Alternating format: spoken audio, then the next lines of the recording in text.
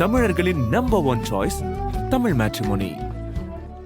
அடகில் இருக்கும் தங்க நகைகளை மீட்டு 10 நிமிடங்களில் பிரைம் கோல்ட் ஹப் மூலம் அதிக விலைக்கு விற்க 7997990028 தொடர்பு கொள்ளவும்.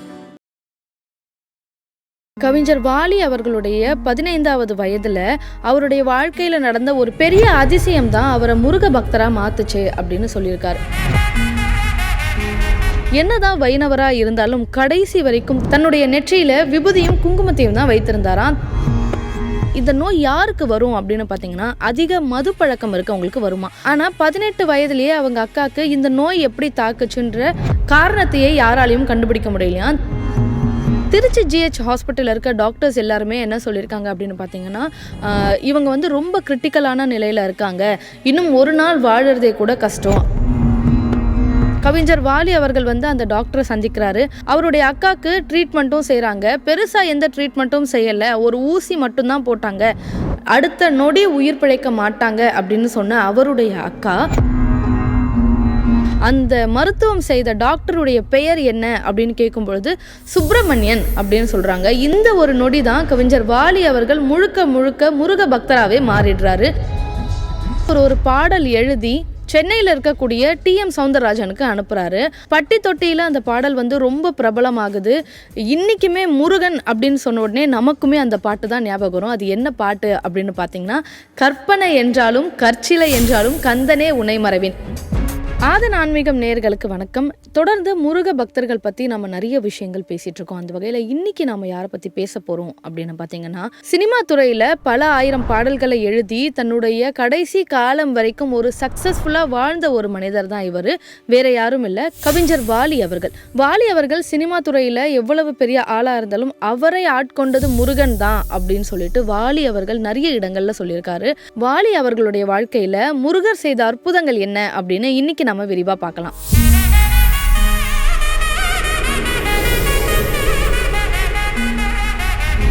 கவிஞர் வாலி அவருடைய உண்மையான பெயர் என்ன அப்படின்னு பார்த்தீங்கன்னா ரங்கராஜன். இந்த ரங்கராஜன் திருச்சி ஸ்ரீரங்கம் பகுதியில் பிறந்து வளர்ந்த ஒருத்தர். இவர் வைணவ குடும்பத்தை சார்ந்தவர். என்னதான் வைணவராக இருந்தாலும் கடைசி வரைக்கும் தன்னுடைய நெற்றியில விபூதியும் குங்குமத்தையும் தான் வைத்திருந்தாராம். தன்னை வந்து ஒரு முருக பக்தராக தான் வெளியே காட்டிக்க வாலி அவர்கள் ஆசைப்பட்டிருக்காரு.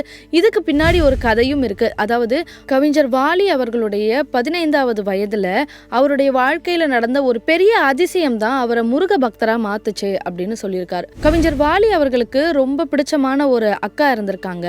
அவங்களுக்கு வந்து ரொம்ப கொடுமையான நோய் ஒன்று தாக்கியிருக்கு. இந்த நோய் யாருக்கு வரும் அப்படின்னு பார்த்தீங்கன்னா, அதிக மது பழக்கம் இருக்கவங்களுக்கு வருமா. ஆனால் 18 வயதுலேயே அவங்க அக்காவுக்கு இந்த நோய் எப்படி தாக்குச்சுன்ற காரணத்தையே யாராலையும் கண்டுபிடிக்க முடியலையா. திருச்சி GH ஹாஸ்பிட்டலில் இருக்க டாக்டர்ஸ் எல்லாருமே என்ன சொல்லியிருக்காங்க அப்படின்னு பார்த்தீங்கன்னா, இவங்க வந்து ரொம்ப கிரிட்டிக்கலான நிலையில் இருக்காங்க, இன்னும் ஒரு நாள் வாழறதே கூட கஷ்டம் அப்படின்னு சொல்லியிருக்காங்க. அந்த நிலையில் வாலி அவருடைய நண்பர் என்ன சொல்லியிருக்காரு அப்படின்னு பார்த்தீங்கன்னா, இங்கேருந்து கொஞ்சம் தூரத்தில் ஒரு டாக்டர் இருக்காரு, அவர் வந்து ஒரு 5 ரூபா ஃபீஸ் வாங்குவாரு, அவரை போய் பார்த்தா அக்காவை சரி செய்திடலாம் அப்படின்னு சொல்லியிருக்காரு. வாலி அவர்களும் வந்து சரி போகலாம் அப்படின்னு சொல்லியிருக்காங்க. அந்த காலத்தில் 5 ரூபாய் அப்படின்றது வந்து ஒரு பெரிய பணமாக தான் பார்க்கப்பட்டுச்சு. கவிஞர் வாலி அவர்கள் வந்து அந்த டாக்டரை சந்திக்கிறாரு.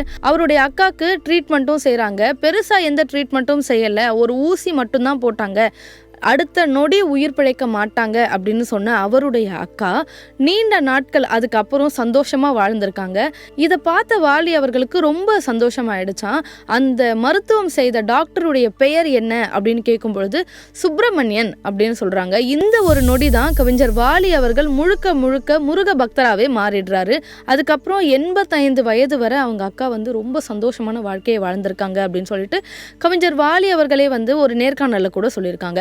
இந்த சம்பவத்துக்கு அப்புறமா முருக பக்தரா மாறின கவிஞர் வாலி அவர்கள் வந்து நிறைய கஷ்டங்களை சந்திச்சிருக்காரு. ஸ்ரீரங்கத்தில் அவருடைய தாய் தந்தை மறைவு, அதுக்கப்புறம் அவங்களுக்கு வீடு இல்லாமல் கஷ்டப்படுறது, தனக்குன்னு இருந்த ஒரு வீட்டை கூட வாடகைக்கு விட்டுட்டு கோவில் மண்டபத்தில் தூங்குற அளவுக்கு ரொம்ப கொடுமையான வாழ்க்கையை வாழ்ந்திருக்காரு. அப்படி கழுதை மண்டபம் அப்படின்ற ஒரு இடத்துல சடனா முருகர் மேல ஒரு ஈர்ப்பு வர ஒரு பாடல் எழுதி சென்னையில் இருக்கக்கூடிய TM சௌந்தரராஜனுக்கு அனுப்புறாரு. அந்த கவிதையை TM சௌந்தரராஜன் பாடலா மாற்றுறாரு. பட்டி தொட்டியில அந்த பாடல் வந்து ரொம்ப பிரபலமாகுது. இன்னைக்குமே முருகன் அப்படின்னு சொன்ன உடனே நமக்குமே அந்த பாட்டு தான் ஞாபகம் வரும். அது என்ன பாட்டு அப்படின்னு பார்த்தீங்கன்னா, கற்பனை என்றாலும் கற்சிலை என்றாலும் கந்தனே உன்னை மறவேன். இன்னைக்குமே நாம முருகன்னு நினைச்சு கண்ணை மூடினா இந்த ஒரு பாட்டு தான் நம்ம எல்லாருக்குமே ஞாபகம் வரும். அதுலயும் ஒரு வரி பார்த்தீங்கன்னா மக்கள் எல்லாரையும் கட்டி போட்டுச்சு அப்படின்னே சொல்லலாம். அது என்ன வரி அப்படின்னு பார்த்தீங்கன்னா, நிற்பதும் நடப்பதும் நின் செயலாலே, நினைப்பதும் நிகழ்வதும் நின் செயலாலே. இந்த ஒரு வரியை பத்தி கவிஞர் வாலி என்ன சொல்லியிருக்காரு அப்படின்னு பார்த்தீங்கன்னா, நான் எப்ப எனக்கு கஷ்டம்னு நினைச்சாலும் முதல்ல வந்து நிக்கிறது யாருன்னு பார்த்தீங்கன்னா முருகன் தான். அப்படி என்னுடைய ஒவ்வொரு அசைவுலையுமே முருகன் வந்து இருந்திருக்காரு அப்படின்னு சொல்லியிருக்காரு. இதுக்கு அடுத்து TM சௌந்தரராஜன் அவர்கள் சொல்ல வாலி அவர்கள் ஸ்ரீரங்கத்துல இருந்து கிளம்பி சென்னைக்கு வராங்க. சென்னைக்கு வந்து பல கஷ்டங்களை பார்க்குறாங்க. நிறைய இடங்கள்ல ஒருவேளை உணவுக்கு கூட அவர் கஷ்டப்பட்டிருக்காரு அப்படின்னு சொல்லப்படுது. இந்த இடத்துல தான் கர்மா அப்படின்ற ஒரு விஷயத்த வந்து வாலி அவர்கள் வந்து மனதார ஏத்துக்கிறாங்க. என்ன அப்படின்னு பார்த்தீங்கன்னா, நான் ஏதோ ஒரு பிறவியில ஏதோ ஒரு தவறு செய்திருப்பேன், அந்த தவறுனால நான் இன்னைக்கு கஷ்டப்படுறேன், ஆனா இது என்னைக்குமே நிலைத்திருக்காது, கண்டிப்பா என் முருகன் எனக்கு நல்லது செய்வான் அப்படின்னு சொல்லிட்டு வாலி அவர்கள் அவர் உடன் இருந்த நண்பர்கள் கிட்டலாம் சொல்லுவாராம் அடிக்கடி. அவர் அன்னைக்கு தன்னுடைய நண்பர்கள்ட்ட சொன்னதை முருகன் கேட்டிருப்பாரோ என்னவோ, அதுக்கு அடுத்து கவிஞர் வாலி அவர்கள் எழுதிய எல்லா பாடல்களுமே தொடர்ந்து வெற்றி. கிட்டத்தட்ட சினிமா துறையில 1500 பாடல்கள் வந்து கவிஞர் வாலி அவர்கள் எழுதியிருக்காரு. அதுல இந்த ஒரு முருகர் பாட்டும் ரொம்ப குறிப்பிடத்தக்கது அப்படின்னு சொல்லணும். அது என்ன பாடல் அப்படின்னு பார்த்தீங்கன்னா, ஓராறு முகமும் ஈராறு கரமும் அப்படின்னு அந்த பாடல் ஆரம்பிக்கும். இந்த வரிகள் மூலயமா முருகனை பற்றி கவிஞர் வாலி அவர்கள் வந்து ரொம்ப அழகாக ஒரு விஷயத்த சொல்கிறாரு. உன்னை பார்க்கணும் அப்படின்னு வரவங்க எல்லாரையுமே நீ பார்க்கறதுக்காக உனக்கு 6 முகங்கள் இருக்கு முருகா, அவங்க கேட்டதெல்லாம் கொடுக்கறதுக்காகவே உனக்கு 12 கைகள் இருக்கு அப்படின்னு சொல்கிறாரு. இன்னும் ஒரு விஷயம் இந்த பாடலில் எனக்கு ரொம்ப கனெக்ட் ஆகிற இடம் என்ன அப்படின்னு பார்த்தீங்கன்னா, கருணை கடலே அப்படின்னு முருகரை வந்து கவிஞர் வாலி அவர்கள் எழுதியிருப்பார். இன்னைக்கு நாம பல இடங்களில் கருணை கடலே கந்தா போற்றி அப்படின்ற வசனங்களை பார்த்துருப்போம். இந்த ஒரு வார்த்தையை சொன்னாலே முருகன் வந்து நமக்கு வேண்டியதை கொடுத்துருவாரு அப்படின்னு பல முருக பக்தர்கள் இன்னைக்கும் சொல்லிட்டு தான் இருக்காங்க. இந்த கருணை கடலே கந்தா போற்றி அப்படின்ற ஒரு வாசகத்தை கவிஞர் வாலி அவர்கள் கிட்டத்தட்ட 80களிலே சொல்லியிருக்காரு. தன்னுடைய பாடல்கள் மூலமா மட்டும்தான் கவிஞர் வாலி அவர்கள் முருகனை சதாசிவமா வழிபட்டாரா அப்படின்னு கேட்டால் கண்டிப்பாக கிடையாது. கவிஞர் வாலி அவர்களுடைய வீட்டில் மற்ற தெய்வங்கள் படம் ஒன்று கூட இருக்காதான், முருகருடைய படம் மட்டும்தான் இருக்குமா. அது சின்ன அளவில் இருந்தாலும் சரி, பெரிய அளவில் இருந்தாலும் சரி. கவிஞர் வாலி அவர்களுடைய வீட்டுக்கு சென்று வந்த சினிமா பிரபலங்கள் பலரும் இந்த விஷயத்த சொல்லி நாம கேள்விப்பட்டிருப்போம். நடிகர் சோ அவர்கள் வந்து கவிஞர் வாலி அவர்களை வந்து ஆன்மீக ஞானி அப்படின்னு சொல்கிறாரு. அதுக்கு கவிஞர் வாலி அவர்கள் ஒரு விஷயம் சொல்லியிருக்காரு. என்ன அப்படின்னு பார்த்தீங்கன்னா, ஞானி அப்படின்னா நிறைய படிச்சிருக்கணும், நான் படிக்கலை, நான் வந்து 10வது படித்ததே பெரிய விஷயம் அப்படின்னு சொல்லிட்டு இன்னும் ஒரு விஷயத்தையும் சொல்லியிருக்காரு. நிறைய கற்றுக்கணும் அப்படின்னா அதுக்கு குரு வேணும், எனக்கு குரு அருள் இல்லை, ஆனால் அந்த முருகனுடைய திருவருள் இருக்குது அப்படின்னு சொல்லியிருக்காரு.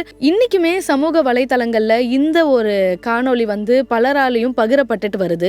வெறும் பாடல்களா மட்டும் இல்லாம தமிழ் கடவுள் முருகன் அப்படின்னு சொல்லிட்டு கவிஞர் வாலி அவர்கள் முருகனுக்காக ஒரு புத்தகமும் எழுதியிருக்காரு.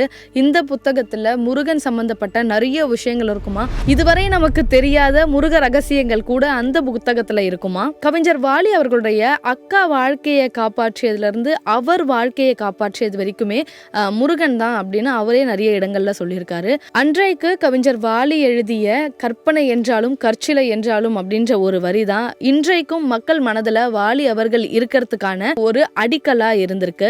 இந்த முருக பாடல் தான் அவர் சினிமால எழுதிய முதல் பாடல் அப்படின்னு சொல்லப்படுது. முருக பக்தரா தன்னுடைய நெற்றியில அவர் இட்ட விபூதி எந்த காலம் வரைக்கும் அவர் கூட இருந்திருக்கு அப்படின்னு பார்த்தீங்கன்னா, அவருடைய இறப்பு வரைக்குமே. தன்னுடைய இறக்கும் தருவாயில கூட கவிஞர் வாலி அவர்கள் விபூதி வைப்பதை வந்து நிறுத்தவே இல்லையா.